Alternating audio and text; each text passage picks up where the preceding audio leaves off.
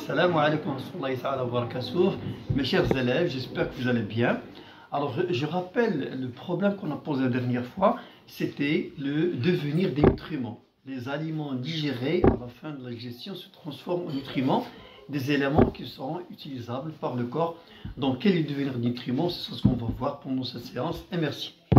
Bon, salam alaikum, deuxième fois. Alors, comme j'ai rappelé la dernière fois, normalement, on a le problème qu'on a posé, c'était quel est le devenir des nutriments. Alors, pour savoir le devenir des nutriments, normalement, on va suivre les étapes suivantes. Puisque nous sommes au niveau de l'intestin grêle, on va voir quelle est la composition de l'intestin grêle. Alors, on voit qu'il est très bien irrigué, ça c'est une portion de l'intestin grêle. Et on voit ici qu'il y a des vaisseaux sanguins de couleur bleue et de couleur rouge. Et on a normalement des vaisseaux sanguins qui vont apporter le sang au niveau de l'intestin grêle, ceux qui vont le renvoyer vers le cœur, comme on a dit, pour la circulation. Alors maintenant, on va voir quelle est la composition. Il y a des tests qui ont été... Bon, voilà les images ou bien les boules qu'on vient de voir normalement. Ce sont des nutriments. Alors ici, lorsqu'on fait les analyses du sang qui va entrer, c'est-à-dire le sang artériel, on a à titre d'exemple 0,8 g par litre des nutriments et autres substances 4 à 8 g par litre. Alors le sang qui va sortir, traverser la paroi de l'intestin grêle, il va sortir. On a 2,2 à 2,5 g par litre des nutriments et autres substances 35 à 40. Donc on voit bien qu'il y a une différence entre les deux concentrations. Donc la différence est due à quoi? C'est-à-dire qu'il y a un changement qui s'est produit au niveau de l'intestin grêle. Quel est ce changement-là? Quelle est la structure qui a permis ce changement-là? On doit normalement entrer à l'intérieur et voir de point de vue microscopique la structure de l'intestin grêle du point de vue intérieur pour savoir comment s'est produit cette différence de concentration des éléments qu'on a vu, la rentrée et la sortie.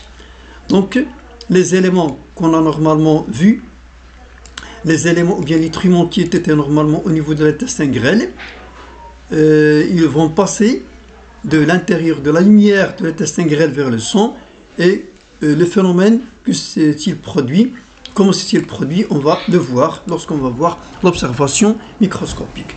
Donc l'absorption intestinale, c'est le thème d'aujourd'hui. Donc on va faire la comparaison entre les aliments qui vont entrer dans le tube digestif et qui vont sortir. Et voilà la comparaison qu'on va faire avec les éléments des excréments. Donc on voit ici qu'il y a une différence entre concentration des protéines, la quantité qui entre et la quantité qui sort, ce sont des traces. Les lipides aussi, il reste seulement 2 grammes. Les glucides, 0 g. Et aussi pour les autres. Donc il y a une différence. Donc ça veut dire qu'il y a une quantité des nutriments qui a resté dans le corps et autre quantité qui a été sortie sous forme des excréments.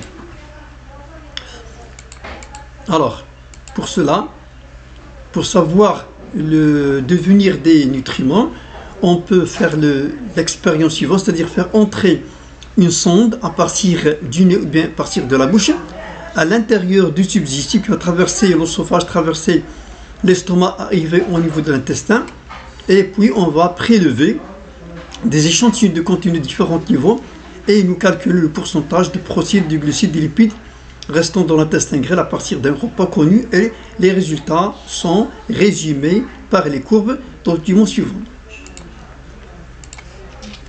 Alors pour cela, on va voir le résultat. Donc ici on a le pourcentage, ici on a un document sous forme de graphe. Je rappelle comment lire un graphe.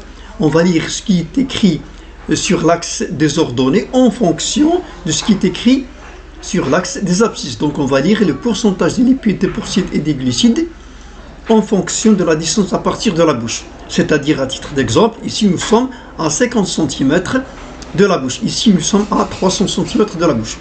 Donc on va prendre l'une des courbes.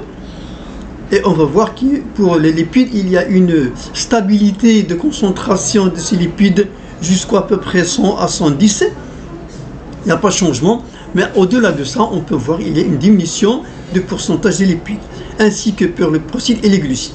Donc ça veut dire que au niveau de l'intestin grêle, il y a une diminution de ces éléments-là.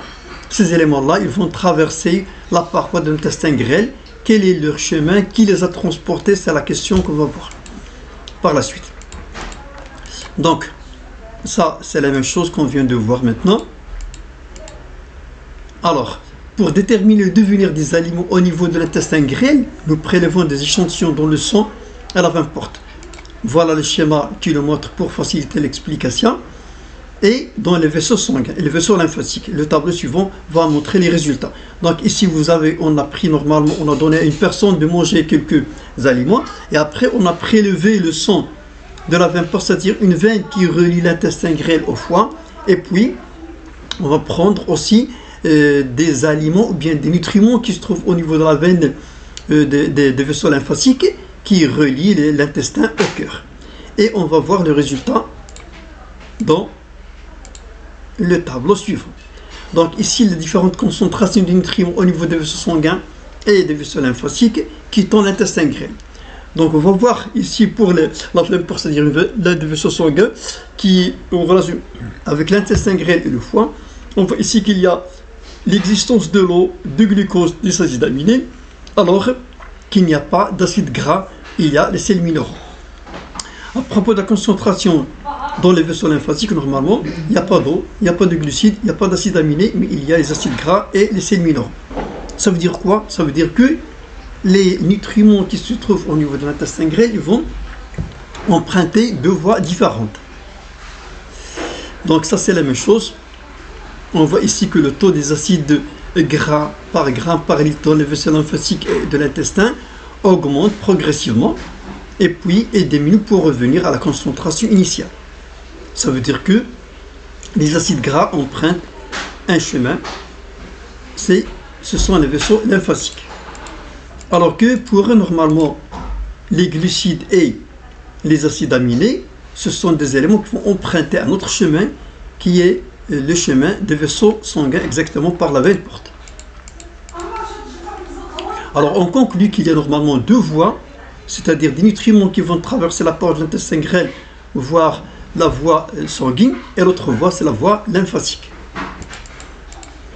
Donc pour la voie normalement, la voie sanguine, on vient de voir les éléments suivants qui vont la traverser, l'eau, les sels minéraux, les acides aminés, les eaux, c'est-à-dire les glucoses, c'est-à-dire les sucres, et les vitamines hydrosolubles, c'est-à-dire les vitamines qui sont solubles dans l'eau, ils vont traverser cette voie, puis arriver au niveau du foie, puis arriver au niveau du cœur. Deuxième voie, qu'on vient de voir dans le tableau, il a conclu que les acides gras et les glycérols vont emprunter le deuxième chemin qui est la voie lymphatique. Donc quelle est la structure, je m'excuse, quelle est la structure normalement qui est responsable de cette absorption intestinale? On va voir du point de vue microscopique quelle est cette structure-là. Donc voilà, ici on a en haut à gauche une coupe transversale de l'intestin grêle qui nous montre qu'il y a des replis, et sur ces replis-là, il y a autre de replis de petite taille, microscopique. Ici le cercle nous montre qu'il y a un agrandissement, qu'on a fait un agrandissement de la paroi de l'intestin grêle.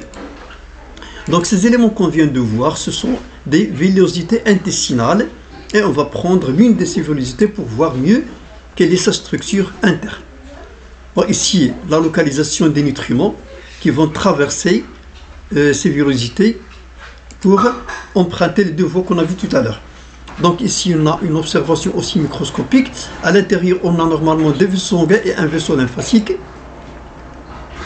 Bon, ce schéma-là nous montre la structure de la villosité intestinale qui est constituée par des vaisseaux sanguins et une paroi externe qui est composée par des cellules les uns à côté des autres qu'on appelle un épithélium. Et puis au centre, il y a un vaisseau lymphatique. Et on a des vaisseaux sanguins qui vont transporter le sang de la villosité revenir vers le corps. Il y en a d'autres qui vont apporter les éléments au niveau de l'intestin, c'est-à-dire au niveau des villosités. Donc on a ici des vénules et on a des artérioles. Alors ici, la conclusion générale qu'on peut en déduire. Avant cela, normalement, il y a une observation très intéressante. On vous demande par exemple de calculer la surface externe et interne de l'intestin grêle.